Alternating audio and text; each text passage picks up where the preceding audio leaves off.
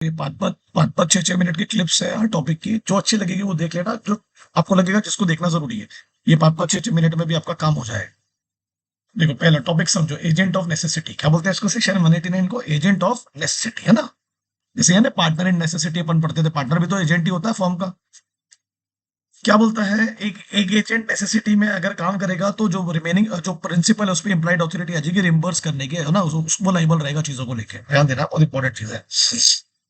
ये जो मिस्टर यादव है, इसने एक शिप वेसल हायर किया बिटले जाने के लिए। शिप वेसल, शिप चेन्नई पहुंचने से पहले, है ना, एक रीफ पर फंस गया 300 माइल्स जो डेस्टिनेशन से दूर था।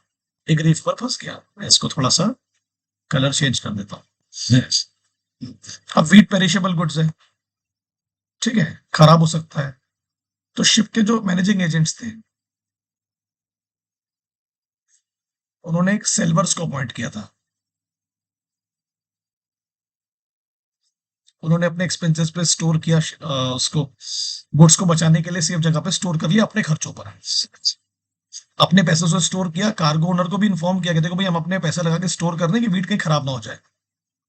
अब जो मिस्टर यादव, उसको बोला आप हमको पैसे दे दो, आप प्रिंसिपल हो, हम आपके एजेंट हैं, हमने आपको ही प्रोटेक्ट करने के लिए कि आपसे लोग काम करवाते रहे, हमने वो अपने पैसे पे इसको स्टोर कर लिया कि सामान प्रॉपरली सेफली पहुंच जाए। अब सुनना मेरी पूरी बात। मिस्टर यादव क्या बोला, शिप ओनर बेली है तो बेली की रिस्पॉन्सिबिलिटी है चीजों को संभाल के रखनी, तो तुम खुद पे करो। सेलवर्स बोला अगर हमने तुम्हारे माल को बचाया तुम रिम्बर्स करो, तुम्हारा सामान था ना वो। तो क्या लिखा, salvor acted as an agent of necessity, है ना, implied authority to protect the cargo. सही है। तो मिस्टर यादव जो है is liable to reimburse them, they have a lien on goods. जब तक वो पैसे पे नहीं करेगा वो गुड्स पर क्या करेंगे, लीन करेंगे, नॉट द शिप। तो जो गुड्स का लीन है वो किसके पास रहेगा, सेलवर्स के पास में, जो एजेंट है। तो अपन इसको कैसे याद करेंगे एजेंट ऑफ नेसेसिटी में? देखो, तीन कंडीशन भूलना मत, याद है आपको? कब पढ़े थे अपन ने? पहला, इमरजेंसी हो। ये प्रोविजन कब आता है? In case of emergency, not possible to take communicate, not possible to communicate with principal, और गुड्स या प्रॉपर्टी बचानी है, टू प्रोटेक्ट द गुड्स और प्रॉपर्टी, प्रोटेक्शन। ये तीन कंडीशन अगर आप फुलफिल करते हो तो आप प्रिंसिपल से खर्चे रिएम्बर्स करवा सकते हो, उसी को तो प्रोटेक्ट कर रहे हो ना। नेक्स्ट, क्लियर है ना? मीट खराब हो सकता है, इमरजेंसी है, गुड्स को प्रोटेक्ट करना जरूरी था, तो कार्गो ओनर की लाइबिलिटी होगी, वो अपने एजेंट्स को पैसा पे करेंगे। अब सुनना मेरी पूरी बात। सब एजेंट्स, सब्स्टिट्यूट एजेंट। सब एजेंट का मतलब क्या होता है समझा रहे, तो एक एजेंट है, मान लेते हैं ए, उसने अपने बिहाफ में, सुन, अपने बिहाफ में बी को अपॉइंट किया अपने प्रिंसिपल के लिए, अपने बिहाफ में। तो अब उसने अपने आप को क्या किया, सब्स्टिट्यूट किया। सही है। बोलता है आज से मैं नहीं ये एजेंट है। अब दूसरा एग्जांपल, ए एक एजेंट है, प्रिंसिपल के लिए काम कर रहा है, उसने अपने लिए बी को अपॉइंट किया, अपने लिए। बोलता है जो काम मैं कर रहा हूं ना वो तू मेरे लिए करेगा। बेसिकली ये एजेंट का एजेंट हुआ, तो प्रिंसिपल का भी एजेंट होगा। देखो गौर से सुनना, सब एजेंट कौन होगा, जो किसके डायरेक्शंस पे काम कर रहा है, ओरिजिनल एजेंट। एजेंट ने क्या किया, अपने काम को डेलीगेट किया। यहाँ पर कोई प्रिविटी ऑफ कॉन्ट्रैक्ट नहीं है, प्रिंसिपल का कोई लेना देना नहीं है, वो एजेंट का एजेंट है, मतलब इस एजेंट के लिए ये एजेंट ही इसका प्रिंसिपल है। प्रिविटी होता है ना, थर्ड पार्टी भी क्लेम कर सकती है, तो थर्ड पार्टी यहाँ क्लेम नहीं करेगी, एजेंट का एजेंट है। यहाँ सिर्फ किसकी जिम्मेदारी है, ओरिजिनल एजेंट की। यहाँ पर agent responsible to principal for sub agent है, agent responsible to principal for sub agent act. अगर सब एजेंट कुछ कांड करता है तो ये रिस्पॉन्सिबल होगा, ये रिस्पॉन्सिबल नहीं होगा। ये रेम्यूनरेशन के लिए प्रिंसिपल को सीव नहीं करेगा, ये एजेंट को सीव करेगा जो उसका मालिक है। ठीक है। इम्प्रॉपरली अपॉइंटेड हो सकता है, और इसके एक्शंस के लिए हमेशा कौन रिस्पॉन्सिबल होगा, एजेंट। अब आ जाओ इधर, मेरी पूरी बात सुनना बहुत इंपॉर्टेंट है। ये किसके कहने पे अपॉइंट हुआ है, प्रिंसिपल। यहाँ एजेंट ने अपनी डेलीगेट नहीं किया ड्यूटीज को, यहाँ प्रिविटी है। अगर ये सब्स्टिट्यूट एजेंट काम करेगा तो प्रिंसिपल रिस्पॉन्सिबल रहेगा। इसके प्रति रिस्पॉन्सिबल है प्रिंसिपल, ओरिजिनल एजेंट इसके लिए रिस्पॉन्सिबल नहीं है। ये प्रिंसिपल को सीव कर सकता है रेम्यूनरेशन के लिए, इसको आप बिल्कुल इम्प्रॉपरली अपॉइंट नहीं कर सकते। जिस तरीके से एजेंट को अपॉइंट किया जाता है एक्सप्रेस इम्प्लाइड वैसे करना पड़ेगा। और ओरिजिनल एजेंट जैसे ही इसका नाम रिकमेंड करेगा उसकी खुद की लाइबिलिटी और उसकी ड्यूटी खत्म हो जाएगी। क्लियर हुआ? तो सब एजेंट मतलब एजेंट का एजेंट, और सब्स्टिट्यूट एजेंट मतलब एजेंट के बिहाफ में दूसरा एजेंट। ये बोला मतलब 6 नंबर के लिए पूछता है, लिखने में पूरे मार्क्स मिल जाएंगे। रेटिफिकेशन बहुत इजी है। ऐसा कोई काम किया आपने, ध्यान देना, ऐसा कोई काम किया आपने जिसकी ऑथोरिटी आपको नहीं थी, बट अब हम उस काम को अप्रूव कर रहे हैं, है ना। एक व्यक्ति ने दूसरे व्यक्ति के लिए कुछ काम किया है विदाउट नॉलेज और ऑथोरिटी। प्रिंसिपल क्या करेगा? अगर प्रिंसिपल को उस काम से फायदा मिला, या तो वो उस काम को रेटिफाई कर देगा, अप्रूव कर देगा, तो क्या हो जाएगा, वो काम वैलिड हो जाएगा फ्रॉम द बिगिनिंग, जब से वो काम कर रहा है। या फिर वो डिसोन कर देगा कि नहीं नहीं, मेरे को इससे कोई लेना देना नहीं है। रेटिफिकेशन दो तरीके से होता है बेटा, एक्सप्रेस और इम्प्लाइड, है ना। दूसरी बात, रेटिफिकेशन तब होगा जब उस काम का आपको पूरा नॉलेज है, ठीक है ना। ट्रांजेक्शन्स पूरे शुरुआत से या तो एंटायरली पूरा रेटिफाइड होगा या एंटायरली पूरा रिजेक्ट होगा, पार्ट्स में नहीं हो सकता, अच्छा बुरा। थर्ड पार्टी के राइट्स अफेक्ट नहीं होंगे, वो तो स्यू करेगा ही ना। थर्ड पार्टी कौन है? जिसके साथ कॉन्ट्रैक्ट किया जा रहा है, ट्रांजेक्शन्स किए जा रहे हैं, है ना, उसके राइट्स अफेक्ट नहीं होंगे। रीजनेबल टाइम में आपको रेटिफिकेशन करना है, ऐसा नहीं 10 साल बाद, 15 साल बाद, 20 साल बाद। रेटिफिकेशन आपको कम्युनिकेट करना होगा।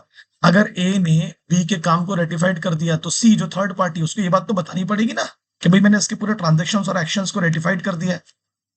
और जो वैलिडिटी है, मतलब कौन से एक्शंस के लिए आपको रेटिफाइड करना होगा, जो लॉफुल और वैलिड एक्शंस हो। इन सब चीजों के लिए नहीं करोगे आप, ये रेटिफाइड नहीं हो सकता। टर्मिनेशन ऑफ एजेंसी, रिवोक कर देगा ऑथोरिटी को एक्सप्रेस और इम्प्लाइड तरीके से, सही है। एजेंट खुद अनाउंस कर देगा मैं कैंसिल कर रहा हूँ। बिजनेस कंप्लीट, एजेंसी खत्म, है ना। या तो ये मर गए या अनसाउंड हो गए, तो इनकॉम्पिटेंट व्यक्ति के साथ तो प्रिंसिपल एजेंट रिलेशनशिप नहीं बनेगी, और प्रिंसिपल क्या हो गया, इंसॉल्वेंट। ये टर्मिनेशन ऑफ एजेंसी 5 नंबर के लिए पूछ सकते हैं आप लोग एग्जाम में। किस किस तरीके से आप रिवोक कर सकते हो? प्रिंसिपल में रिवोक ऑथोरिटी एक्सप्रेस और इम्प्लाइड। अब ध्यान देना बहुत इंपॉर्टेंट है, अगर एजेंट का इंटरेस्ट है किसमें, प्रॉपर्टी में, can not be terminated without express authority. जिस प्रॉपर्टी को लेकर ट्रांजेक्शन हो रहा है उसमें एजेंट का भी इंटरेस्ट है, तो आप उसको तभी हटा पाओगे एजेंसी से जब तक आप उसको एक्सप्रेस नहीं करोगे, ठीक है। Revocation possible before authority exercises, आप रिवोकेशन कर सकते हो उसकी ऑथोरिटी को एक्सरसाइज करने के पहले भी आप उसको हटा सकते हो, ठीक है। जो काम वो कर चुका है उसके लिए रिवोकेशन नहीं होगा, है ना। अगर फिक्स पीरियड के लिए अपॉइंट किए हो और समय से पहले हटा रहे हो तो फिर उसको आपको कंपनसेशन देना पड़ेगा। फिक्स पीरियड नहीं है तो रीजनेबल नोटिस देना पड़ेगा, एक्सप्रेस और इम्प्लाइड। टर्मिनेशन तब इफेक्ट में आएगा जब आप एजेंट को और थर्ड पार्टी को बताएंगे, उनको पता ही नहीं आपने उनको काम से निकाल दिया, थर्ड पार्टी को तो इन्फॉर्म करना पड़ेगा। अच्छा, एजेंट टर्मिनेट हो गया तो उसके द्वारा अपॉइंटेड सब एजेंट भी टर्मिनेट हो जाएगा, उसके लिए अलग से आपको टर्मिनेशन देने की जरूरत नहीं है। क्लियर है? ठीक है। अभी मेरी पूरी बात सुनना, ये वाला जो पॉइंट था ना 202, ये बहुत इंपॉर्टेंट है। एजेंट रिनाउंसिंग बिजनेस, एजेंट खुद बोल देगा मैं आपके साथ काम नहीं करूंगा। Fix period pre mature renunciation, अब ये भी अगर देखो एजेंट भी क्या कर रहा है, समय से पहले अगर जा रहा है तो उसको कंपेंसेट करना पड़ेगा प्रिंसिपल को, क्योंकि वो किसी और को हायर करेगा तो उसको पैसे लगेंगे। और अगर नो फिक्स पीरियड नहीं तो रीजनेबल नोटिस, और रीजनेबल नोटिस नहीं देगा तो एल्स कंपेंसेशन। अभी क्वेश्चन देखो आप, agency shall be terminated in 2 cases. A gives authority to B to sell his land और pay himself debt due from A. मेरी पूरी बात सुना, तू जमीन बेच, ठीक है, और उसी में से मैं तेरे से पैसे लेने वाला हूँ। Afterward A become insane, A appoint B as an agent to sell land, A ने बी को अपॉइंट कर दिया to sell land, B appoint C as is agent. Afterward A revoke B authority. बहुत इजी क्वेश्चन, देखो पहले तो समझो question क्या है। बी का भी इंटरेस्ट है यहाँ पर, A gives authority to B to sell his land and pay himself debts due from A. देखो B has an interest in the subject matter, तो यहाँ पर क्या होगा, जब बी का खुद का इंटरेस्ट है तो एजेंसी क्या हो जाती है, इररिवोकेबल। पढ़ाया था मैंने आपको, not terminated bye A is insanity, A insanity की वजह से वो टर्मिनेट नहीं होगी। अब सी इज अ सब एजेंट ऑफ बी, अगर बी की ऑथोरिटी खत्म तो सी की अपने आप ऑथोरिटी क्या हो जाएगी, खत्म हो जाएगी। तो जहां ध्यान देना, जहां एजेंट का खुद इंटरेस्ट है काय में, प्रॉपर्टी में, तो आप एजेंसी को टर्मिनेट नहीं कर सकते विदाउट एक्सप्रेस कॉन्ट्रैक्ट, आपको एक्सप्रेसली कॉन्ट्रैक्ट में लिखना पड़ेगा, ठीक है। क्लियर है? जैसे ए ने बी को अपॉइंट किया एज एन एजेंट कि जाओ मेरी लैंड को बेचो, अब बी ने वो लैंड सी को बेचा, और बी का ही रिश्तेदार है सी, है ना, वो मतलब बेसिकली बी ने खरीद लिया उस लैंड को, तो इस सब्जेक्ट मैटर में किसका लेना देना हुआ, एजेंट का भी हुआ ना, तो फिर यहाँ पर एक्सप्रेस ऑथोरिटी से ही आपको रिवोक करना पड़ेगा। सिर्फ इंसेनिटी और बीमारी से अब टर्मिनेट नहीं होंगे, है ना। ये कुछ क्वेश्चंस दिए हैं, टर्मिनेशन कब कब होगा। A Ajay appoint Vijay sell goods 10% commission, revocation letter भेजा 3 मार्च को, रिसीव डिवॉर्स 7 मार्च को, उसने 5 मार्च को कुछ गुड्स भेजा, अजय रिफ्यूज कमीशन, बोलता मैं नहीं दूंगा, बोलता है रिवोकेशन ऑलरेडी डन। अरे वो बोल रहा भाई तूने भेजा मेरे को 3 को, मिला 7 को, कम्युनिकेट 7 को हुआ ना, 5 को मैं भेज चुका था। क्या पढ़े थे अपन ने, जब उसको पता चलेगा तब होगा, तो उसको पता कब चला बताओ, 7 मार्च को, तो 7 मार्च की जो डेट है वो बेटर होगी 5 मार्च के कंपेरिजन। तो ऑथोरिटी थी 5 मार्च को, उसके बाद ऑथोरिटी थी बेचने की, तो कमीशन वैलिड होगा। क्लियर है ना। और एक क्वेश्चन ये भी है, ठीक है ये इंपॉर्टेंट है। हाँ, ABC infrastructure limited through his purchase manager an authorise agent Q to buy Majboot brand cement only at 2000 per ton, Q instead purchase 1000 tons, उसने 1000 टन खरीद लिया 3500 per ton from vendor R without disclosing that he was acting for the company. उसको बताया नहीं कि मैं किसी और के लिए आया हूँ उसने। अब तो नप्पी ने क्या बोला, मैं पैसे नहीं दूंगा साले, मैंने तो तेरे को बोला था इतने प्राइस पर खरीद। Rejecting goods for exceeding authority, मैंने तेरे को ऑथोरिटी दिया था 2500 तक की, तूने 3500 का कैसे खरीदा। आर सफर्ड लॉसेस, आर कौन है यहाँ पर बताइए, आर कौन है यहाँ पर, वेंडर है। बोलता तुम्हारे चक्कर में मेरा तो नुकसान हो रहा है, मैं तो पैसे लूंगा।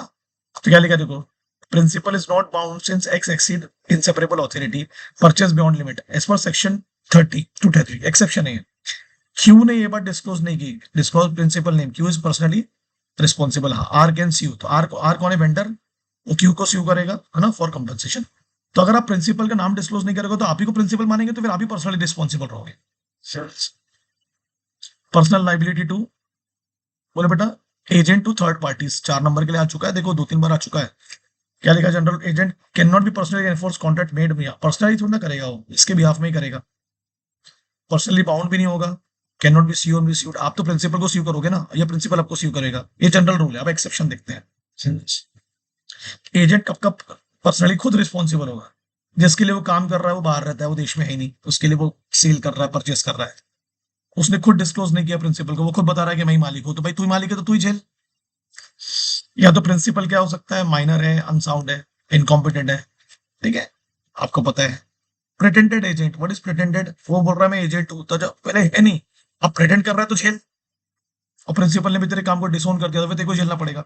और एजेंट ने थर्ड पार्टी को मिसलीड किया कि मेरे पास किसी जिसकी ऑथोरिटी, जबकि वो अथॉरिटी को एक्सीड कर चुका है, तो जो ऑथोरिटी का एक्सीड वाला पॉइंट है उसके लिए एजेंट रिस्पॉन्सिबल रहेगा, है ना, ऑथोरिटी तक प्रिंसिपल रहे।